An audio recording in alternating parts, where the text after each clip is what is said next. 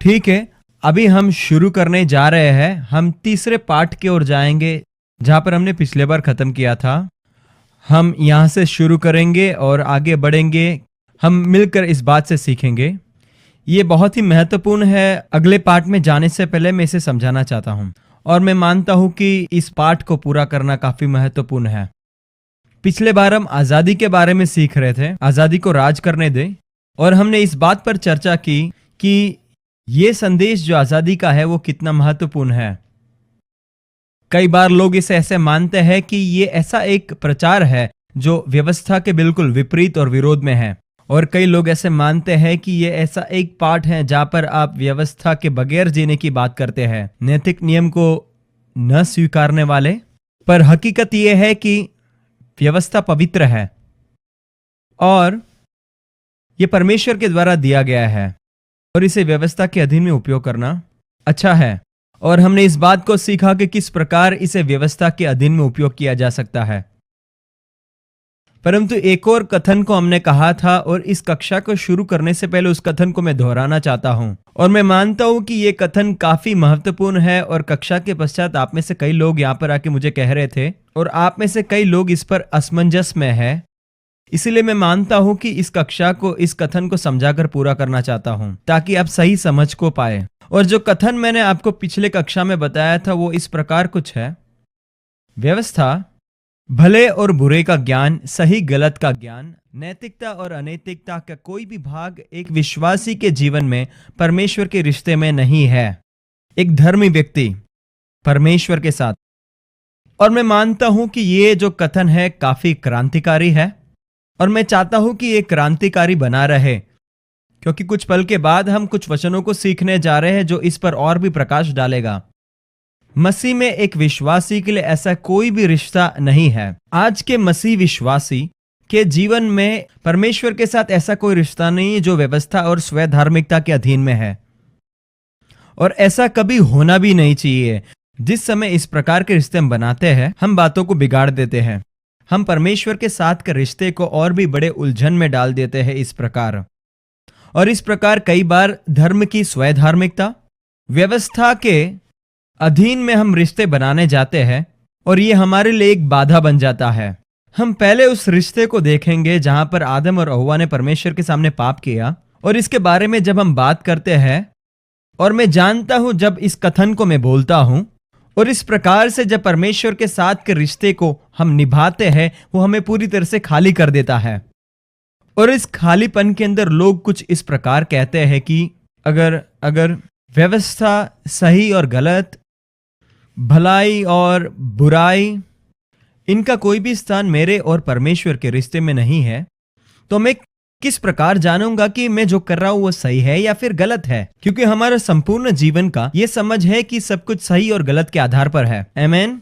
भलाई और बुराई पर महत्वपूर्ण बात जो समझना वो यह है कि जब यीशु मसीह इन्हीं बातों को लोगों के साथ कर रहे थे, वो ऐसे लोगों के साथ बात कर रहे थे जो पूरी तरह से दबाए गए थे। वो कहता है कि तुम सत्य को जानोगे और सत्य तुमको आजाद कर देगा। यह बात वो उन यहूदियों को कह रहा था जो अपना जीवन को पूर्ण तरीके से व्यवस्था की गुलामी के अधीन में जी रहे थे, स्वयं धार्मिकता की मनोभावना। पर यीशु कहता है कि जब तुम वो सत्य को जानोगे जो मैं तुम्हें बताता हूं, तो तुम इसके अंदर से आजाद किए जाएंगे, उस रिश्ते में से आजाद किए जाएंगे जो भलाई और बुराई के अधीन में है, नैतिकता और अनैतिकता के अधीन में। और इस बात को बड़ी ध्यान से सुनो और समझो। आप में से कई कह रहे होंगे कि ये पूरा पाठ तो जो है नैतिकता और अनैतिकता के ऊपर हो रहा है, परंतु आप इसके महत्वपूर्ण भाग को समझ रहे हैं। कई बार इसे समझना जरूरी है। हाँ, मैं मानता हूं कि नैतिकता और अनैतिकता बहुत ही महत्वपूर्ण है, परंतु मैं आपको कुछ बेहतर बता रहा हूं। नैतिक बनने से कुछ बेहतर है ये। हालेलुया। नैतिक बात तभी होती है जब हम हमारे शरीर के अंदर जीते हैं, और जब शरीर के अंदर जीते हैं, सर्वश्रेष्ठ भाग यह है कि हम सबसे नैतिक बने रहे। परंतु जब हम मसीह के अंदर जीवन जीने लगते हैं, तो हम एक भक्ति से भरे हुए जीवन को जीते हैं। आमीन। और इसलिए हमने ये बताया कि अनुग्रह जो है ये दैवीय ज्ञान के सबसे महत्वपूर्ण सिद्धांत है। अनुग्रह यीशु मसीह के व्यक्तित्व को दर्शाता है। इसलिए नए नियम में और जब हम नए नियम के विश्वासी कहलाते हैं, हमें परमेश्वर ने एक नए धर्म के सिद्धांत के अंदर नहीं बुलाया है, या फिर एक नए धर्म की प्रणाली में जिसके अंदर कर्म कांड और व्यवस्था भरा हुआ है, जो यहूदी मसीह प्रणाली के अधीन में है। परमेश्वर ने हमें इसके लिए नहीं बुलाया है, और परमेश्वर ने हमें इसके लिए नहीं बुलाया है, परंतु परमेश्वर ने हमें मसीह की व्यक्तित्व के अंदर बुलाया है। और इसी बात के साथ हमने पिछले पाठ को अंत किया था। मत्ती रचित सुसमाचार उसके 11वें अध्याय के 28 आयत से नीचे पढ़ते हैं। तब यीशु कहता है, मेरे पास आओ। यहाँ पे यीशु मसीह ने ऐसा नहीं कहा कि तुम मेरे प्रणाली के अधीन में आओ या फिर मेरे व्यवस्था के अधीन में आओ, पर मेरे पास आओ। उसके व्यक्तित्व के पास हमें बुलाता है। यूहन्ना रचित सुसमाचार 6 अध्याय उसके 35 से 40 में यह लिखा गया है कि हमें परमेश्वर ने यीशु मसीह के व्यक्तित्व के अंदर बुलाया है। मसीह आपका जीवन है। मैं दोहराना चाहता हूं, एक विश्वासी होने के नाते मसीह तुम्हारा जीवन है। और जब आप इस बात को समझते हैं, यह सबसे महत्वपूर्ण बात है जो एक विश्वासी को समझना है और जिसके ऊपर अपने जीवन को आधारित करना है। मसीह मेरा जीवन है। मसीह मेरा जीवन है। मैं आपको इस प्रकार पूछना चाहता हूं, और मैं ये कोशिश करूंगा कि यह बात को एकदम बेहतर तरीके से समझाऊं। तो आओ हम इसके बिल्कुल शुरुआत से शुरू करते हैं। उत्पत्ति की पुस्तक उसका 1 अध्याय, उसका 2 अध्याय अभी खोलने की जरूरत नहीं है। आदि में जब परमेश्वर ने मनुष्य को बनाया पुरुष और स्त्री के रूप में, और उनको बाग में रखा ताकि उसकी देखरेख करे और उसे संभाले, आदम और हव्वा ने कुछ समय के लिए उन्होंने अपने संपूर्ण जीवन को जिया। पतन से पहले, क्या आप समझ रहे हैं जो मैं आपको बताना चाहता हूं? तो आदम और हव्वा को परमेश्वर ने मनुष्य को बनाया स्त्री और पुरुष के रूप में। वे उस बाग में रहते थे। वे अपने सारे जिम्मेदारी और कार्य को करते थे। आमीन। उनके पास एक जीवन शैली थी। तो एक सवाल जो आपको मैं पूछना चाहता हूं, यह पतन के पहले था। याद रखें उस पेड़ को जो भलाई और बुराई के ज्ञान देता है, और इसी के कारण पतन भी होता है। ठीक है। पतन के पहले वे एक ऐसे जीवन को जीते थे जहां पर उनके पास ज्ञान नहीं था, भलाई और बुराई का, सही और गलत का, नैतिकता और अनैतिकता का। इस ज्ञान के बगैर वे जीते थे। ठीक है। अभी मैं आपको यह पूछना चाहता हूं,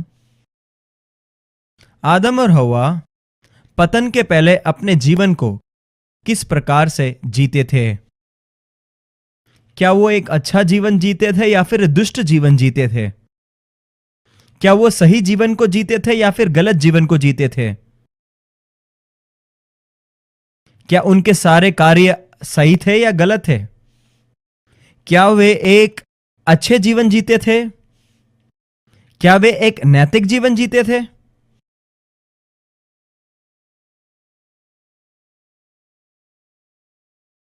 मैं इस बात पर विश्वास करता हूं कि दोनों का जवाब नहीं है, क्योंकि आदम और हव्वा के जीवन में जब वे अपने रिश्ते को परमेश्वर के साथ जी रहे थे, भलाई बुराई, सही गलत, नैतिक अनैतिक का ज्ञान ही नहीं था उनके पास। तो वे अपने जीवन ऐसे ही जी रहे थे। उन्होंने बहुत कुछ किया, पर क्या उनके पास सही गलत इसका कोई ज्ञान नहीं था? क्यों? कारण यह है कि इसके साथ उनका कोई रिश्ता ही नहीं था। उनका रिश्ता केवल जीवित परमेश्वर के साथ था। हालेलुया।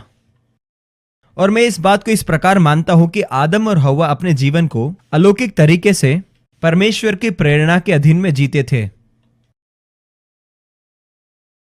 पतन के पहले वे परमेश्वर के प्रेरणा के आधार पर जीते थे। उनका बर्ताव ना तो सही था, ना तो गलत था, ना तो बुरा था, ना तो अच्छा था, ना तो नैतिक था और ना तो अनैतिक था, परंतु वो बिल्कुल एक दिव्य जीवन था। आमीन। और इसी प्रकार से जब हम एक मसीही विश्वासी है आज, यीशु मसीह इस जगत में इसीलिए आए कि हमें भलाई और बुराई के ज्ञान से छुड़ाए, हमें उस भलाई और बुराई के पेड़ के बंधन से छुड़ाए, हम पश्चाताप करते हैं और उस पेड़, जीवन के पेड़ की ओर मुड़ते हैं, और अभी हमारा रिश्ता उस पेड़ के साथ नहीं है जो भलाई और बुराई का ज्ञान देता है, या फिर उस व्यवस्था स्वयं धार्मिकता के साथ नहीं है। तो हम आज कैसा जीवन जीते हैं? आप जरा समझे, एक विश्वासी होने के नाते हमारा कोई भी बर्ताव या फिर कोई भी व्यवहार जो आपके और यीशु मसीह के जीवित रिश्ते के अंदर से नहीं बहता है, वह हमारा विश्वास नहीं है। और जो हमारा विश्वास नहीं है वो हमारे लिए पाप है। आमीन। मुझे पता नहीं कि आप इस बात को गहराई में समझ रहे हैं कि नहीं। उसका अर्थ यह है, चाहे आपका जीवन जितना भी नैतिक हो, अगर ये यीशु मसीह के साथ के आपके रिश्ते के अंदर से नहीं आता है तो वो पाप है।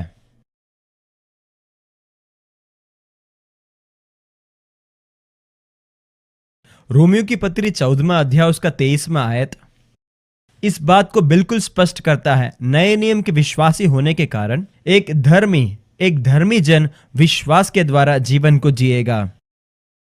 पर यह कहता है कि व्यवस्था हमारा जीवन नहीं है। और आप जानते हो, आशा करता हूं आज सुबह के समय में मैं आपको इस बात को समझा पाऊं, क्योंकि यह मेरी जीवन की चाहत है कि यह बात को मैं बिल्कुल स्पष्ट तरीके से लोगों को समझाऊं। और आशा करता हूं कि यह मेरा आशा आज यहां पर साकार हो जाए। मेरे साथ निकाले गलातियों की पत्री उसका तीसरा अध्याय का 11वां आयत से लेकर 12वां आयत तक को हम पढ़ेंगे। देखो, एक नया नियम का विश्वास है या फिर एक धर्मी व्यक्ति विश्वास के द्वारा जिएगा। और व्यवस्था और जब आप व्यवस्था के बारे में बात करते हैं, स्वधार्मिकता का बात आता है।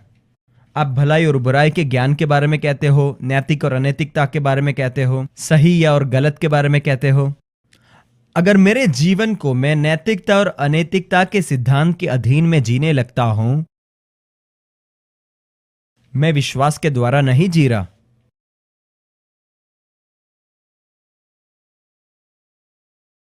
क्योंकि व्यवस्था जो है वो विश्वास नहीं है।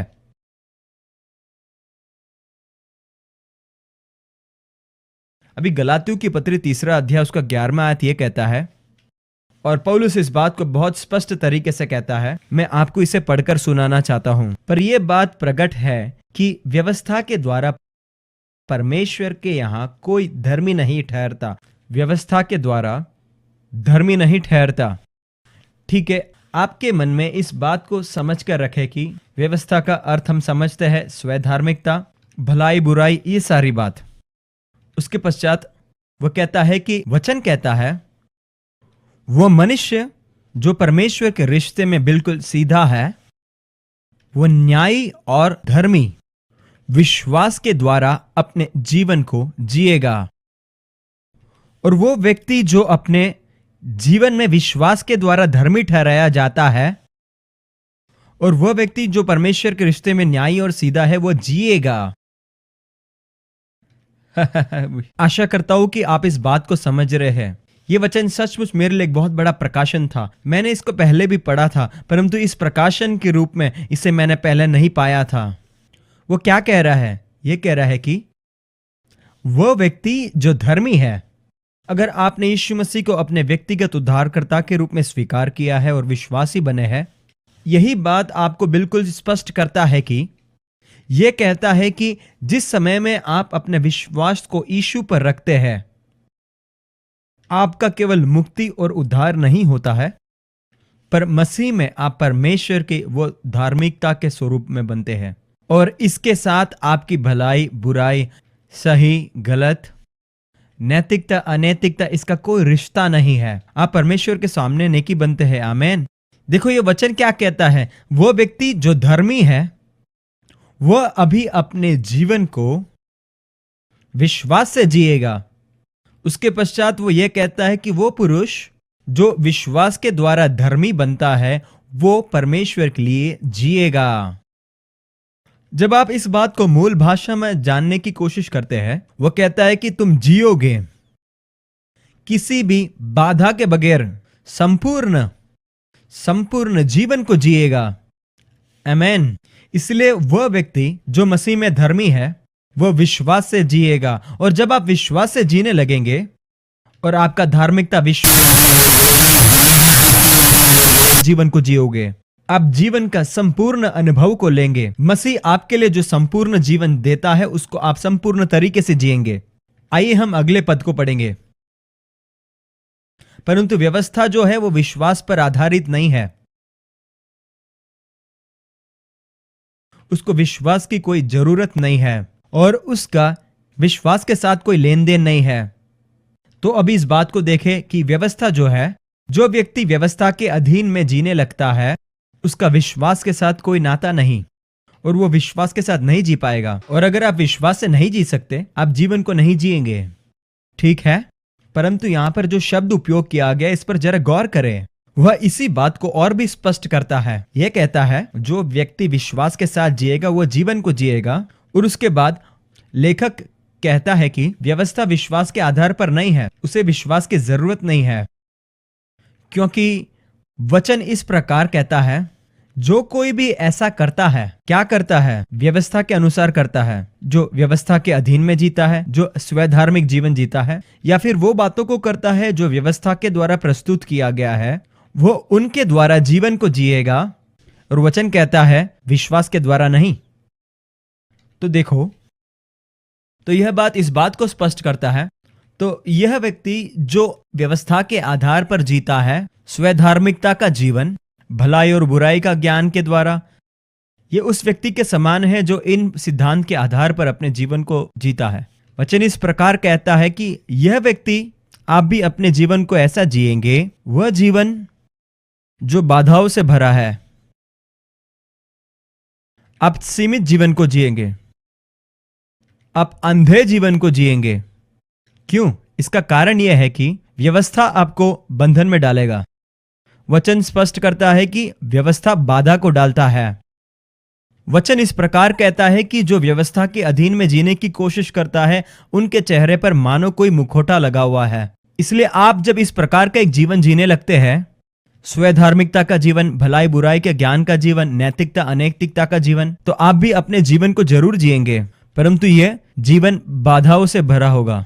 ये एक बंधन से भरा हुआ जीवन होगा। आप एक बंधन में होंगे, आपके आंखों के सामने एक पर्दा होगा। आप एक अंधे जीवन को जिएंगे, आप भी जीवन को जिएंगे। बाइबल इस प्रकार कहता है, हिब्रानियों की पत्री लेखक यह कहता है कि तुम्हारा आत्मिक ज्ञान जो है वो अंधेर किया गया है। दूसरे भाषांतर में लिखा गया तुम्हारा कान बहरा हो चुका है। आमीन। मैं इस बात को केवल इसी प्रकार आपको स्पष्ट कर सकता हूं, कुछ इस प्रकार। यह एक दृष्टांत है। व्यवस्था के आधार पर जीना, भलाई बुराई सही गलत के ज्ञान के आधार पर जीना, यह उस व्यक्ति के साथ तुलना किया जा सकता है जो एक खजाने की खोज में है, पर उसके पास केवल यही है, एक बहुत ही सरल नक्शा, बिल्कुल सरल रूप में, जो इस बात को दर्शाता है कि यह खजाना जो है प्रशांत सागर में है।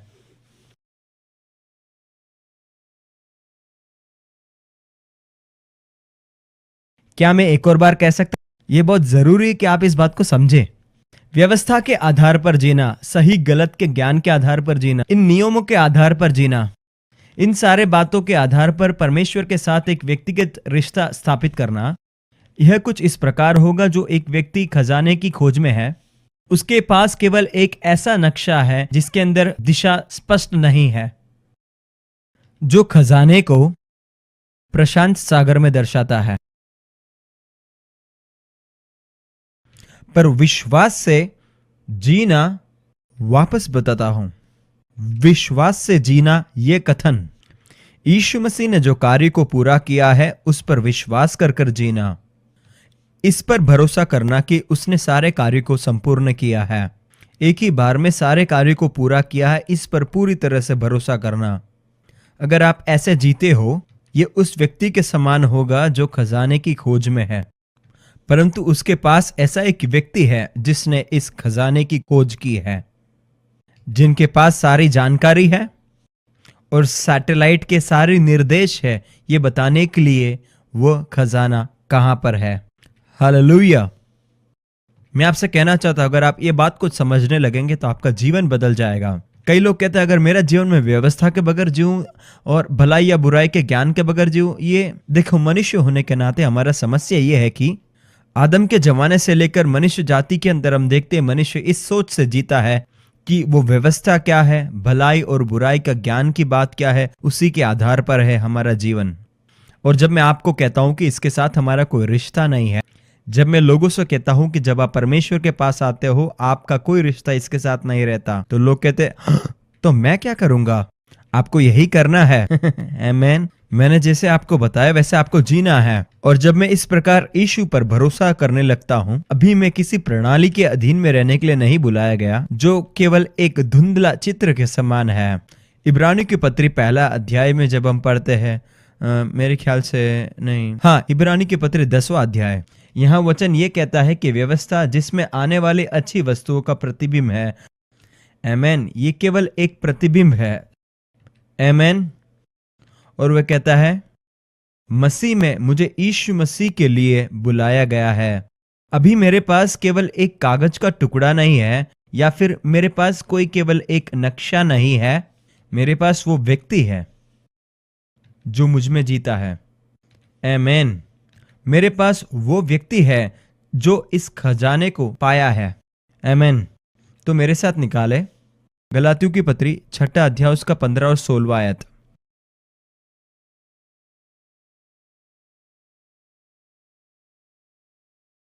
ये जो वचन है ये बिल्कुल सामर्थी है। ऐसा कहता है यहां पर पौल स्पष्ट करता है प्रभु यीशु मसीह के अंदर खतना करने से कोई फायदा नहीं होता और ना ही खतना रहित रहने से। देखो, जब ये वचन को हम पढ़ते इसके अंदर काफी बात लिखा गया है, परंतु इस वचन के अंदर पौलुस इस भेद को प्रकट करना चाहता है कि यीशु मसीह के अंदर उसका अर्थ क्या है। आपके और यीशु मसीह के सच्चाई के अंदर, मसीह में, मसीह पर भरोसा करना। क्या आप मेरे साथ हो? स्पष्ट लिखा गया है कि ना तो खतना करना ना खतना रहित रहने से।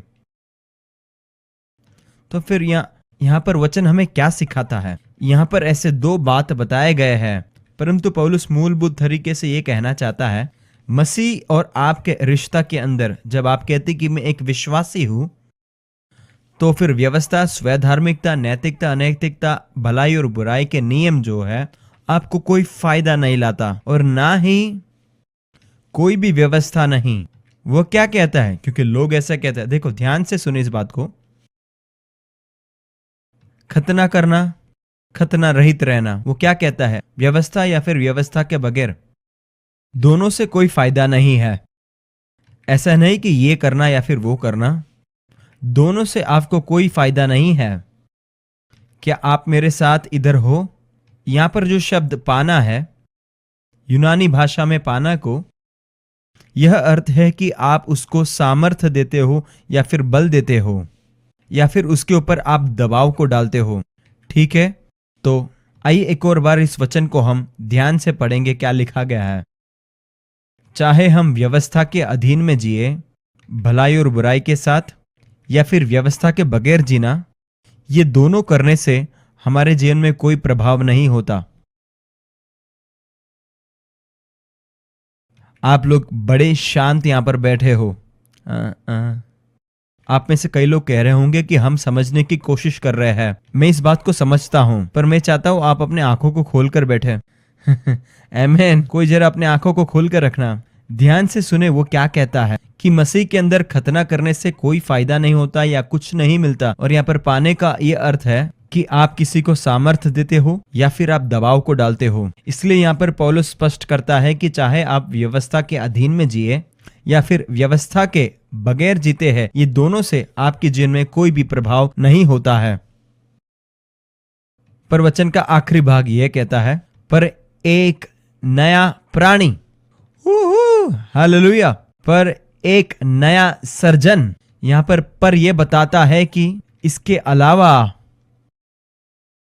आमेन, इनमें से कोई भी आपके जीवन में प्रभाव को नहीं डालता और ना तो आपके जीवन में किसी अधिकार को दर्शाता है।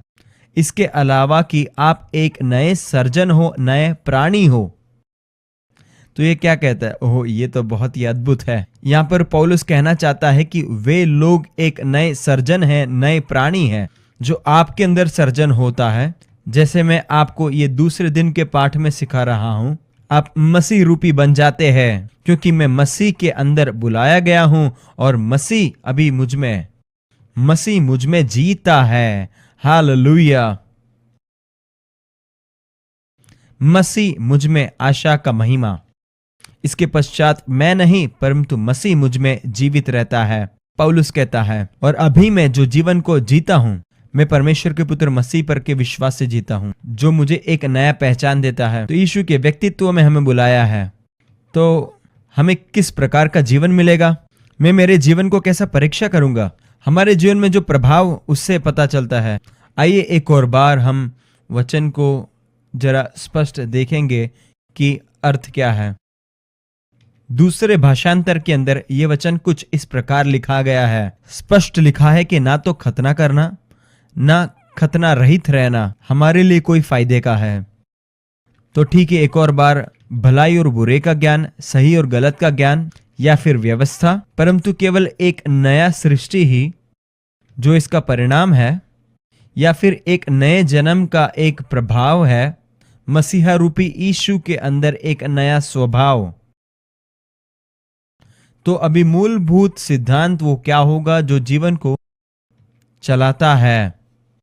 मेरे जीवन के अंदर मसीह वो अधिकारी बनता है, इसलिए मैं अभी ऐसा जीवन जीता हूं जो मसीह के समान है। हालेलुया। गलातियों के पत्र 2 अध्याय उसका 20वां आयत, मैं मसीह के साथ कलवरी पर चढ़ाया गया हूं। पौलुस ये कहता है, मैं मसीह यीशु के साथ कलवरी पर चढ़ाया गया हूं। हाँ, मैं अभी एक जीवन को जीता हूं। मैं व्यवस्था के अधीन में नहीं जीता, भलाई और बुराई के अधीन में नहीं जीता, नैतिकता और अनैतिकता के सिद्धांत के अधीन पर नहीं जीता, पर मसीह मुझ में जीता है। हालेलुया। देखो, एक बात जो हमें बहुत ही गौर करना है, मेरे साथ निकालिए 2 कुरिन्थियों की पत्री 5वां अध्याय। 2 कुरिन्थियों की पत्री 5वां अध्याय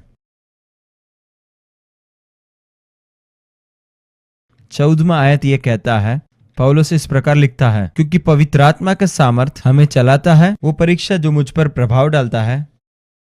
क्योंकि हमारे जीवन का सिद्धांत ये है कि, और इस बात की निश्चितता कि एक व्यक्ति अगर सबके लिए मरता है तो फिर हर एक व्यक्ति मरा हुआ है। पौलुस कहता है कि मैं मसीह के साथ वधस्तंभ पर जड़ा गया हूं। हम इस पर और अध्ययन करेंगे। एक जो सबके लिए बलिदान होता है, वो कौन हुआ है? यीशु। वो कहता है कि अगर वे मर जाएंगे, इस बात को हम समझेंगे, यीशु केवल एक उदाहरण ही है। यीशु मसीह आपके लिए एक विकल्प बन गया। विकल्प मतलब आप वह हो और वह आप हो। वो आपका विकल्प बन गया, और एक विकल्प के रूप में जब वो हमारे लिए मरते हैं, हम भी उनके साथ मरते हैं। अपने पड़ोसी को या फिर पति पत्नी, उनसे कहे मैं मरा हुआ हूं पर तुम नहीं जानते। आप में से कई पत्नी कह रहे होंगे, अरे ये तो मैं अभी जान रही हूं। आमीन, हालेलुया, आमीन। नहीं, मुझे मालूम है आप में से किसी ने वैसा नहीं किया होगा, ठीक है। परंतु पौलुस यही कहता है कि आपको ये समझना है, ये परमेश्वर का प्रेम है जो हमें विवश करता है, और ये परमेश्वर का विवशता मेरे दिल को अपने कब्जे में करता है। और परमेश्वर का प्रेम, ये कौन सा प्रेम है जिसके बारे में यहाँ पर बात कर रहे हैं? ओ, ये तो तब हुआ जब यीशु मसीह हमारे पापों के लिए कलवरी पर मर गया। इस तरीके से परमेश्वर ने अपने प्रेम को मानव की ओर दिखाया, और ये बताता है कि इसका असर मुझ पर इतना है कि इसने मुझे अपनी ओर ले लिया है, और कुछ समय के बाद ये मेरे ऊपर राज करने लगता है, जो मेरे जीवन में आता है और जाता है। आमीन। उसके बाद वो ये कहता है, ये इसलिए कि हम न्याय करते हैं, जब एक सबके लिए मर गए तो सब के सब मर गए। तो आओ कुछ चीजों को हम देखेंगे। भले ये सत्य है कि हम मसीह के साथ क्रूस पर चढ़ाए गए हैं, और यह कि हम उसके साथ क्रूस पर मर गए हैं, और अभी हम जीते हैं मसीही जीवन। क्या है वो रिश्ता जो हम व्यवस्था के साथ रखते हैं, या फिर भले बुरे, या फिर सत्य और गलत?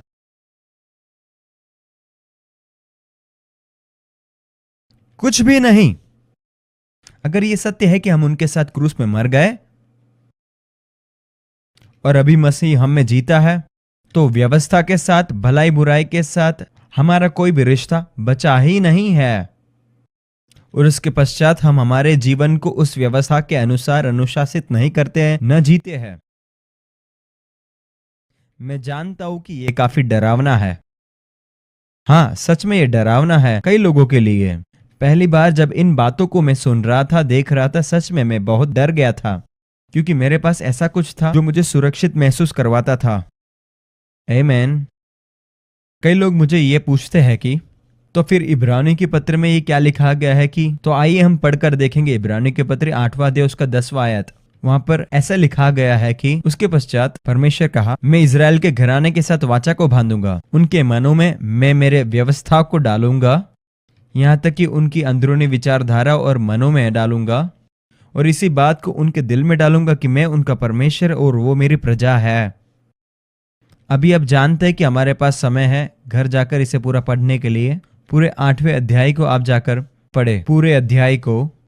जब आप इस पूरे अध्याय को पढ़ेंगे, आप इस बात के निष्कर्ष में पहुंचेंगे जो पौलुस कहता है और वो क्या लेकर आता है, क्योंकि आखिरी आयत में वो ये आकर खत्म करता है और कहता है, इन सारी बातों का निष्कर्ष ये है, ये सारी बात जो व्यवस्था, सही गलत, भलाई बुराई, नैतिकता अनैतिकता के बारे में है, वो कहता है कि उनका लुप्त होने का समय हो गया है और हटाने का समय हो गया है। एक साथ उसे हटाकर रखे। तो जब परमेश्वर कहता है कि इस नए नियम के अंदर वो अपनी व्यवस्था को हमारे दिलों में लिखने वाला है, तो क्या इसका अर्थ यह है कि ये सारी तीनों बातों को क्या मेरे दिल में लिखेगा? नहीं, वो उसमें से मुझे मुक्त कर रहा है। वो इन सारे व्यवस्था को नहीं लिख रहा है। तो कौन सी व्यवस्था की बात है ये यीशु मसीह का व्यवस्था है, और ये वो आजादी का व्यवस्था है जिसके बारे में याकूब की पत्र में लिखा है। ये आजादी का व्यवस्था है जो आपके हृदय में लिखने वाला है। वो आपके हृदय के ऊपर एक बिल्कुल नया मसीह यीशु का प्रेम का व्यवस्था लिखने जा रहा है। यीशु मसीह आपके हृदय में रहता है और यही यीशु का व्यवस्था आपको काबू में लेगा।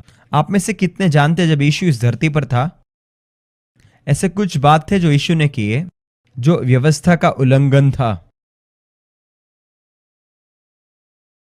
पहली बात, खास करके ऐसा एक नया व्यवस्था जो व्यवस्था के अंदर से निकल कर आया। आप इसे ऐसे समझे, यह मानो कि यहूदियों के लिए वो कभी भी अन्य जाति और आम जनता के साथ नहीं चलता होगा, उनके साथ भोजन नहीं करता था। अगर ऐसा करता तो फिर वो व्यवस्था का उल्लंघन है। वो ऐसा नहीं करता था क्या? बाइबल इस प्रकार कहता है, जब उसके पास एक कोढ़ी आया, मूसा का व्यवस्था ये निर्देश देता है कि आपको उसको छूना नहीं है। एक कोढ़ी को यीशु ने अपने हाथों को लंबा किया, उससे छू लिया।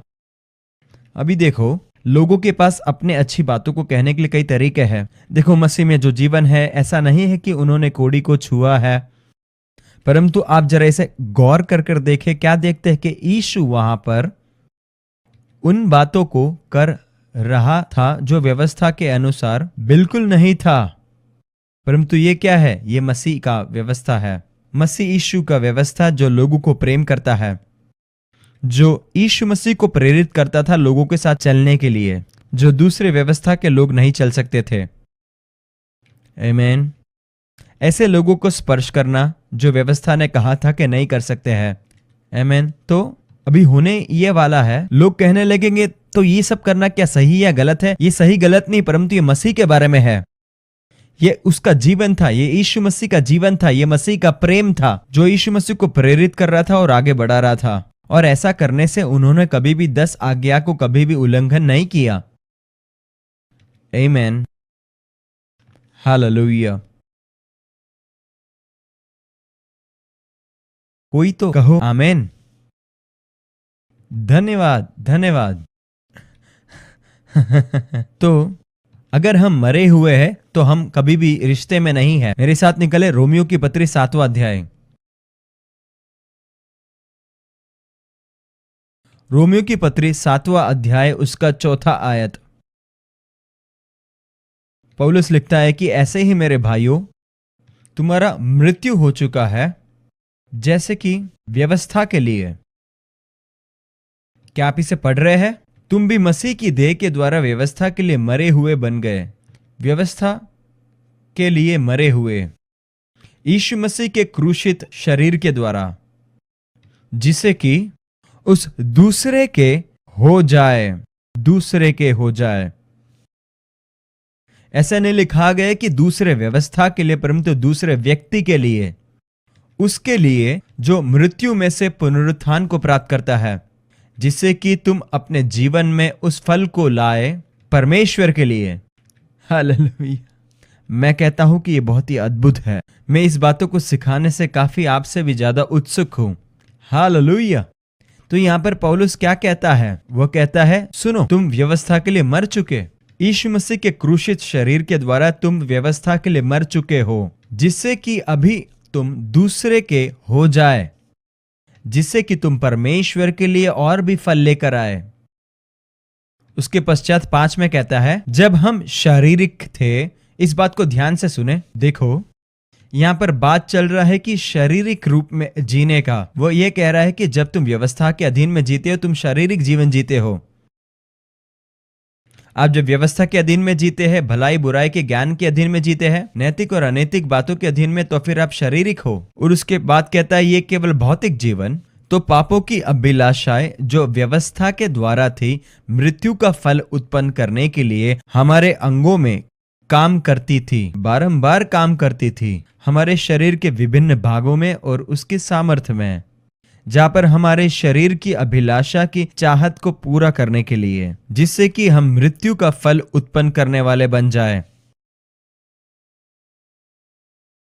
ये मेरे लिए एक बहुत बड़ा प्रकाशन है। वो क्या कह रहा है? जब हम हमारी शारीरिक दशा में जीते हैं, व्यवस्था के अधीन में जीते हैं, भलाई और बुराई के नियमों के अधीन में जीते हैं, स्वधर्मी जीवन जीते हैं, तो हमारे जीवन में प्रभाव डालने वाले बात यह है, और ये हमारे शरीर के अंगों में कार्य करता है और उसे उत्साहता है, जिससे कि हमारे शरीर की अभिलाषा को पूरी करने के लिए हम कार्य करते हैं और अंत में मृत्यु का फल को हम अपने जीवन में लाते हैं। 6ठा आयत, परंतु अभी हम व्यवस्था से ऐसे छूट गए हैं। तो क्या आपने अभी देखा वो किस तरीके से बदल रहा है व्यवस्था के अधीन में जीने से शारीरिक जीवन की ओर? और लेखक यहाँ पर यह कहता है कि हम अभी ऐसे व्यवस्था से छूट गए हैं। और ये अलगाव ऐसा है कि ये भाग मुझे बहुत पसंद है। उसके साथ के सारे शारीरिक बंधन अलग हो गए हैं।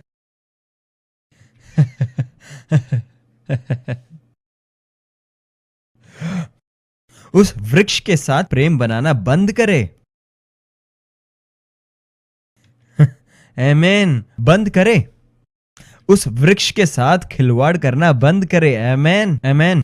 उस वृक्ष के साथ प्रेम करना बंद करे। यहाँ पर वचन क्या कहता है कि हमने उसके साथ रिश्ते को समाप्त कर दिया है। ये बहुत अद्भुत है। समाप्त करने का अर्थ ये है शारीरिक संबंध को तोड़ना, सारे रिश्ते को, सारे, उसको अभी तुम्हें छूना भी नहीं है। आमीन आमीन। और उन बातों के लिए मर जाना जिसको पहले हम बहुत प्रिय जानते थे या फिर जिसके अधीन में हम जीते थे, उनके लिए मर जाना, उनके लिए हमेशा के लिए मर जाना।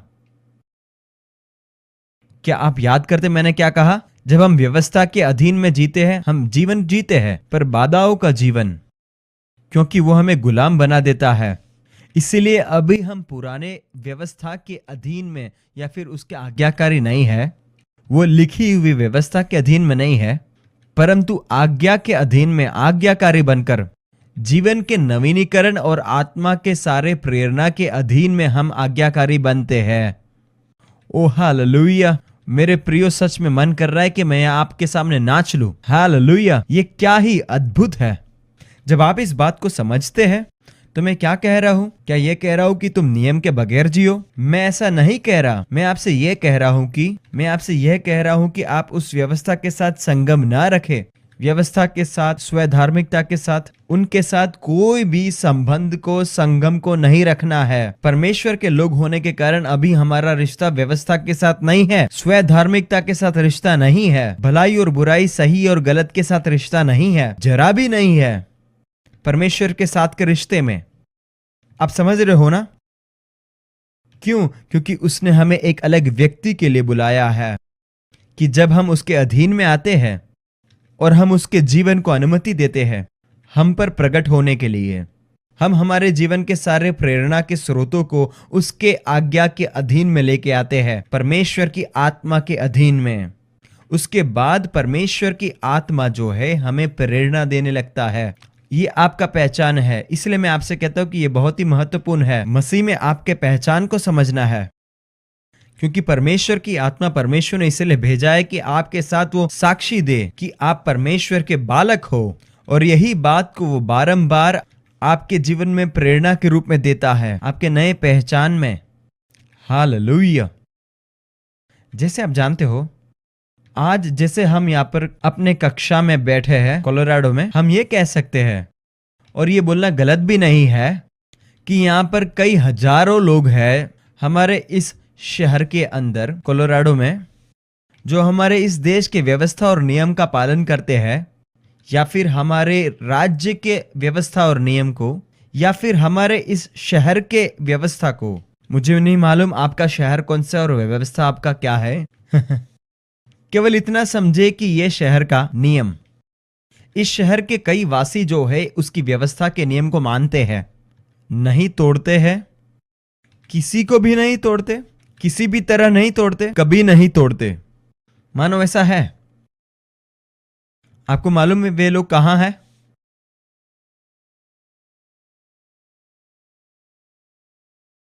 उनको ये मैं कहता हूं कि वे शहर के कब्रिस्तान में है। कब्रिस्तान में। वे मर चुके हैं। आमीन। देखें, मरे लोग जो है वो व्यवस्था को नहीं रखते, वे उनको उल्लंघन भी नहीं करते। हालेलुया। वे ना तो पालन करते ना तो उल्लंघन करते हैं। मैं आपको इस बात को बिल्कुल स्पष्ट करना चाहता हूं। जिस तरह से एक मरा हुआ लाश है एक कब्रिस्तान में, उसका कोई भी रिश्ता नहीं है इस शहर के नियम के साथ। जिस तरीके से आपका व्यवस्था के साथ कोई रिश्ता नहीं है जब परमेश्वर के रिश्ते में आता है। हाँ। अभी मैं आपको यह पूछना चाहता हूं इस अंतिम भाग में, अगर मैं अभी विश्वास करता हूं और एक आदर्श जीवन जीने लगता हूं, पवित्र, सीधा और नैतिक, तो क्या हम ये कह सकते हैं वे लोग नियम का पालन करते हैं या फिर वे एक नैतिक जीवन जीते हैं?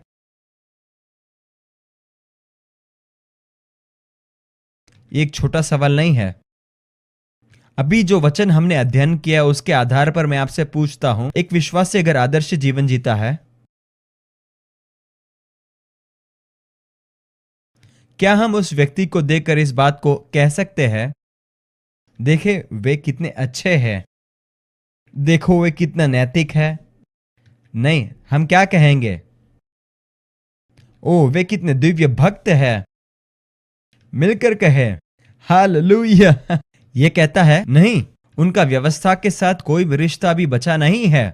वे लोग एक ऐसा जीवन जी रहे हैं जो परमेश्वर के द्वारा प्रेरित किया गया है, जो हमारे हरेक के आंखों के सामने बिल्कुल आदर्श दिखता है। और अगर आप उसके पश्चात इसे किसी भी बात के अधीन में रखना चाहते, जैसे कि वो अच्छा है, भला है, नैतिक है, जो भी विभाग में आप रखना चाहे, परंतु जब लोग ऐसे जीवन को जीने लगते हैं पवित्र आत्मा के प्रेरणा के अधीन में और उसके आज्ञा के अधीन में जब जीने लगते हैं, यीशु मसीह के पूरा किया हुआ काम पर भरोसा करके और इस पूर्ण काम के द्वारा जो प्रेम को परमेश्वर ने प्रदर्शित किया है, जो आपका दिल का काबू को ले लेता है, आप एक नैतिक जीवन से भी बहुत बढ़िया जीवन जीने लगेंगे। अच्छे से भी बहुत बेहतर, बेहतर से भी बेहतर, सही जीवन से भी बहुत ही बेहतर जीवन को आप जीने लगेंगे। सही जीवन से भी बिल्कुल बेहतर। आमीन।